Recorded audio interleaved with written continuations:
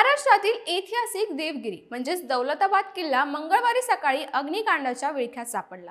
छत्रपती संभाजीनगर जिल्ह्यातील दौलताबाद परिसरात सकाळच्या सुमारास अचानक आग लागल्यामुळे एकच खळबळ उडाली। उन्हामुळे परिसरातील गवत पूर्णपणे वाळलेले असल्याने ही आग अत्यंत वेगाने पसरली। काही तासातच संपूर्ण किल्ल्याच्या परिसरात धुराचे प्रचंड लोट दिसू लागले आणि या प्राचीन किल्ल्याला आगीचा वेढा बसल्याचे चित्र समोर आलं। ही घटना घडली की घडवून आणली गेली, जाणून घेऊया या व्हिडिओच्या माध्यमातून। नमस्कार, मी सृष्टी आणि तुम्ही पाहताय सत्य पे सत्ता, म्हणजे थोडक्यात पण महत्त्वाचे।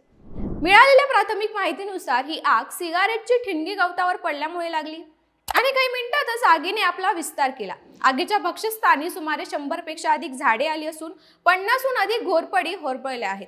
याचबरोबर 25हून अधिक मोर जखमी झाले आहेत, तर अनेक पक्षी आणि प्राणी गायब झाल्याची शक्यता वर्तवली जात आहे। आगीमुळे परिसरातील 25हून अधिक दुर्मिळ वनस्पती प्रजाती जळून खाक झाल्या आहेत। संपूर्ण यंत्रणा दिवसभर आगीवर नियंत्रण मिळवण्यासाठी प्रयत्नरत होती। अग्निशमन दल, वन विभागाचे कर्मचारी, स्थानिक स्वयंसेवक आणि गावकरी यांनी एकत्र येत या भीषण आगीवर रात्री 9:30 ते 10 वाजेच्या सुमारास नियंत्रण मिळवलं। मात्र ही आग पुन्हा एकदा एक मुद्दा अधोरेखित करून गेली की या ऐतिहासिक वारशाच्या रक्षणासाठी स्थायी यंत्रणा अत्यावश्यक आहेत। गेल्या काही वर्षात सातत्याने या किल्ल्यावर आगीच्या घटना घडत आहेत। गावकऱ्यांनी यावर चिंता व्यक्त केली असून आमच्या इतिहासाचा हा भाग दरवर्षी अग्निकांडामुळे धोक्यात येतोय। प्रशासनाने यावर कायमस्वरूपी उपाययोजना करावी अशी मागणी गावकऱ्यांनी केली आहे। देवगिरी किल्ला म्हणजेच दौलताबाद किल्ला हा भारताच्या मध्ययुगीन इतिहासातील एक महत्त्वाचा किल्ला मानला जातो। 9व्या शतकापासून यादव राजवटीची राजधानी असलेला हा किल्ला 1327 ते 1334 या काळात दिल्ली सल्तनतची राजधानी देखील राहिला। 1966च्या काळात अहमदनगर सल्तनतची दुय्यम राजधानी म्हणून त्याचा उपयोग झाला। सुरुवातीला यादव राजा भिल्लाम पाचवाने 1187 साली हा किल्ला बांधला। 1308 मध्ये अल्लाउद्दीन खिल्जीने हा किल्ला जिंकला आणि त्यानंतर 1327 मध्ये मुहम्मद बिन तुगलकने आपली राजधानी दिल्लीहून दौलताबाद येथे हलवली।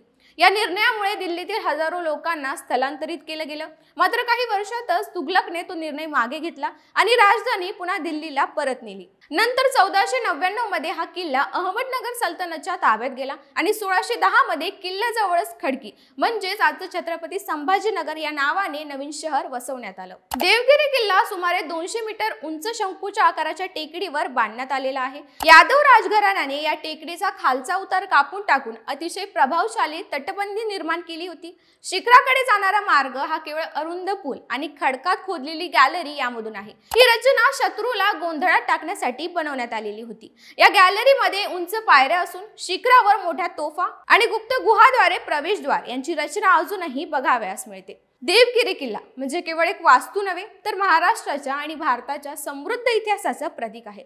आगीसारख्या दुर्घटनामुळे हा ऐतिहासिक वारसा नष्ट होण्याच्या मार्गावर आहे। त्यामुळे या ठिकाणी आगीपासून संरक्षणासाठी तातडीने कायमस्वरूपी यंत्रणा बसवणं आवश्यक आहे।